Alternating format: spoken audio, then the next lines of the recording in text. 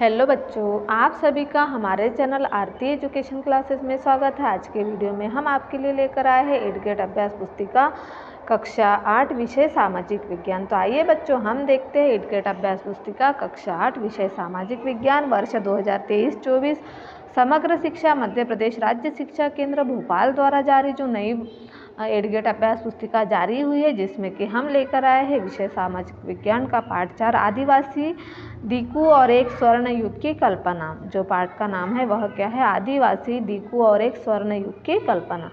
तो आइए हम देखते हैं आदिवासी दीकू और एक स्वर्ण युग की कल्पना क्या है। तो मध्यकाल में अनेक राज्यों के उत्थान और पतन के फलस्वरूप कलाओं, दस्तकारियों और उत्पादक गतिविधियों की नई किस्में शहरों और गांवों में विकसित हुई और धीरे धीरे कई महत्वपूर्ण राजनीतिक, सामाजिक और आर्थिक परिवर्तन हुए। परंतु सामाजिक परिवर्तनों का स्वरूप अलग अलग समाजों में अलग अलग था। वर्ण के नियमानुसार विभाजित समाज के नियमों और कर्मकांडों को न मानने वाले विभिन्न वर्ग समाज में उपस्थित थे, जो खेती और वनोपज से अपना जीविकापर्जन करते थे और शिकार, वस्तु संग्रह, पशुपालन जैसी गतिविधियों पर आश्रित थे। इन समुदायों के निवास स्थान के समीप प्राकृतिक संसाधनों के उपयोग हेतु उपरोक्त गतिविधियां मिले जुले रूप में संचालित रहती थी। इन वर्गों के समूह भूमि एवं चारगाहों पर नियंत्रण रखते थे। संसाधनों के बंटवारों के लिए इनके खुद के नियम थे तथा यह भारत के लगभग हर क्षेत्र में उपस्थित थे। इन्हें हम वर्तमान समय में जनजातियों के नाम से जानते हैं। तो यह है हमारी आदिवासी दीकू और एक स्वर्ण युग की कल्पना। तो आइए देखते हैं इस पाठ पर आधारित प्रश्नों के उत्तर। प्रश्न नंबर 1, कुछ समय के लिए बिना खेती छोड़ दी जाने वाली जमीन को क्या कहा जाता है? मतलब कुछ समय के लिए बिना खेती, जिसमें कोई खेती नहीं होती, जैसे ऊसर, परती, बंजर, दोमट, तो इसे क्या कहा जाता? परती कहा जाता। कुछ समय के लिए यह जोती नहीं जाती। फिर है सुमेलित कीजिए बैगा, खोंड, लबाड़ियार, गद्दी। उड़ीसा, कुल्लू, मध्य भारत, आंध्र प्रदेश। तो बैगा जाति कहाँ रहती है? मध्य प्रदेश में। कहाँ पर है बैगा जाति? मध्य भारत में। फिर है खोड़ कहाँ है? उड़ीसा में। खोड़ जो जाति है वह उड़ीसा में। लबाड़िया कहाँ है? आंध्र प्रदेश में। और गद्दी जाति जो है वह कहाँ है? कुल्लू में है। तो इस तरह से हमने यहाँ जोड़ी का मिलान किया है, जिसे कि आप भी कर लीजिए।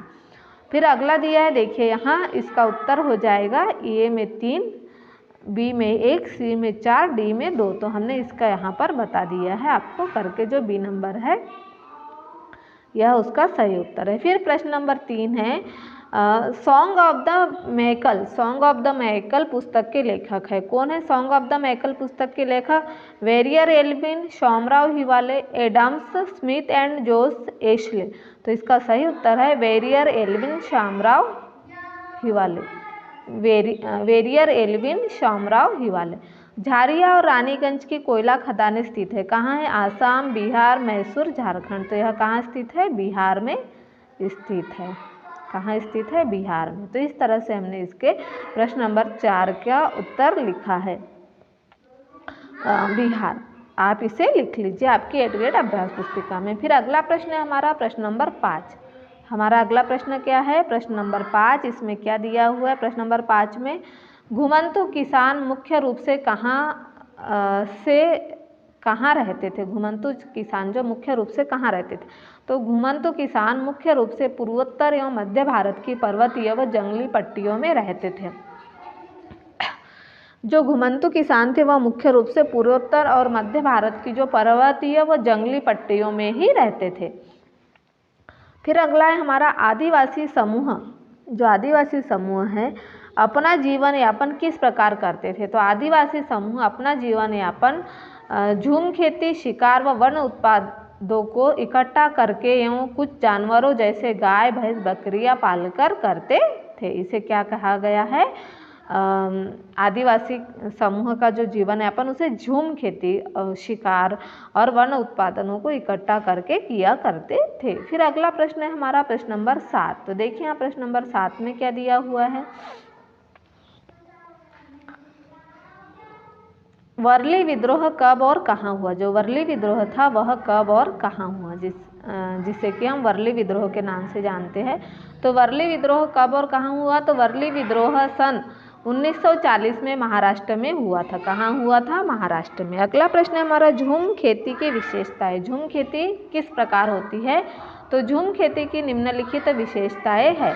झूम खेती जंगलों के छोटे भूखंडों पर की जाती है। झूम खेती कहाँ की जाती है? जंगलों के छोटे भूखंडों पर। झूम खेती में जब फसल पक जाती है तो उसे काटकर दूसरी जगह खेती की जाती है। झूम खेती जो है उसमें जब फसल पक जाती है तो उसे काटकर दूसरी जगह भी खेती की जाती है। झूम खेती में घास फूस को जलाकर राख में फसलों के बीज को बिखेर कर बो दिया जाता है। वहाँ जो घास उगा होता है उसे जला देते हैं और उसे में फसलों के बीजों को बो देते हैं, जिसे कि झूम खेती कहते हैं। फिर अगला प्रश्न है प्रश्न नंबर 9। आदिवासी महाजनों और व्यापारियों को अपनी मुसीबतों का जिम्मेदार क्यों मानते हैं? जो आदिवासी लोग हैं वह आदिवासी महाजनों और व्यापारियों को अपनी मुसीबतों का जिम्मेदार क्यों मानते? तो आदिवासी महाजनों को ज़्यादा ब्याज दरों पर कर्ज देने के कारण व व्यापारियों के द्वारा भारी कीमतों पर चीज़ें बेचने के कारण उन्हें अपनी मुसीबतों का जिम्मेदार मानते हैं। आदिवासी क्या करते हैं? उन्हें अपनी मुसीबतों का जिम्मेदार मानते। फिर जनजातीय समूहों में बिरसा का समर्थन क्यों किया? जनजातीय समूह ने बिरसा का समर्थन इसलिए किया क्योंकि वे उसे अपना भगवान मानते थे। उन्हें यकीन था कि वह उनकी समस्याएं दूर करने आया है।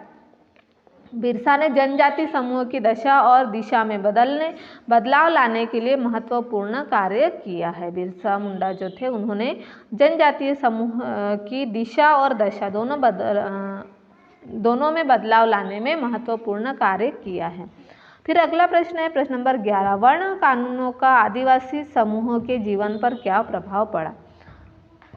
वन कानूनों का आदिवासी समूह के जीवन पर निम्नलिखित प्रभाव पड़े, जैसे कि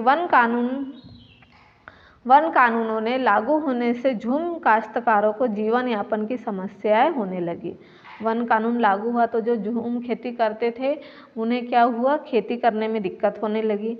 वन कानून लागू होने से आदिवासी समूहों का जीवन संकट में आ गया। उनका जीवन कैसे संकट में आ गया? आदिवासी समूह को मजबूरन रोजगार की तलाश में दूसरे इलाकों पर जाना पड़ा। आदिवासी समूह जो था उन्हें मजबूरी में दूसरे इलाकों पर रोजगार की तलाश में जाना पड़ा। फिर हमारा अगला प्रश्न है प्रश्न नंबर 12 में क्या दिया? झूम काश्तकारों को स्थायी रूप से बसाने में अंग्रेज क्यों असफल रहे? तो झूम काश्तकारों को बसाने में अंग्रेज इसलिए असफल रहे क्योंकि झूम काश्तकारों को परंपरागत कृषि की अपेक्षा स्थायी कृषि में अक्सर नुकसान ही हुआ, क्योंकि उनके खेत अच्छी उपज नहीं दे पाते थे। उनके जो खेत थे वह क्या है? अच्छी उपज नहीं दे पाते थे, इसीलिए उन्हें नुकसान ही हुआ। बिरसा आंदोलन से आदिवासी समाज में क्या सुधार हुए? बिरसा आंदोलन से आदिवासी समाज में निम्नलिखित सुधार हुए। बिरसा ने शराब व जादू टोने पर विश्वास करने का विरोध किया था। बिरसा ने शराब और जादू टोने पर विश्वास करने का विरोध किया था। गांव की व अपने आसपास की सफाई पर बल दिया था। बिरसा ने अन्याय का विरोध कर आदिवासियों को आत्मनिर्भर बनाने में सक्षम बनाया था। मतलब उन्हें आत्मविश्वास खुद पर करना है और खुद ही निर्भर बनना है। फिर हमारा अगला प्रश्न है प्रश्न नंबर 14। प्रश्न नंबर 14 में देखिए क्या दिया हुआ है?